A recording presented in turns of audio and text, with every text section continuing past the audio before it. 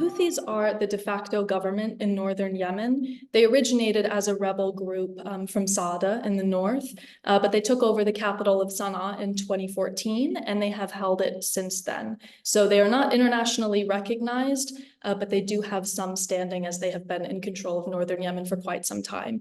They're also a religious movement, according to Zaydi Shi'ism, a branch of Shi'ism that is separate from the Twelverism that we find in Iran. And they are also a movement that is staunchly anti-American and anti-Zionist.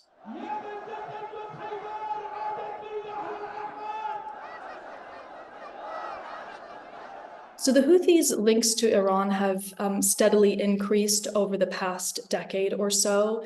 They've always ideologically had some ties with Iran, but lately we've seen more and more support in terms of weapons and also logistics and training from Iran to the Houthis.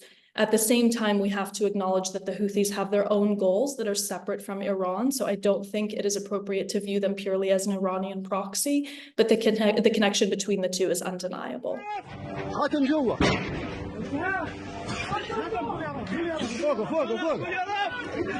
The Houthis are ostensibly conducting these attacks in the Red Sea as a way of deterring vessels that are headed towards Israel. They're demanding an end of Israel's assault on Gaza.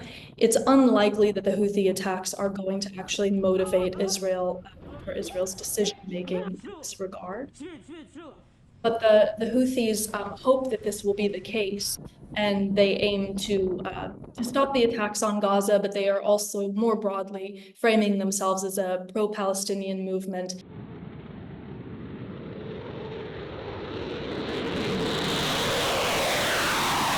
So the US and the UK targeted the Houthis now because there has been a string of attacks conducted by the Houthis on vessels in the Red Sea in recent months, as well as some attempted attacks on Israel itself. Now, the US and the UK have issued repeated warnings against the Houthis, telling them to cease these attacks, and the Houthis have not done that. In fact, they have increased in frequency and severity.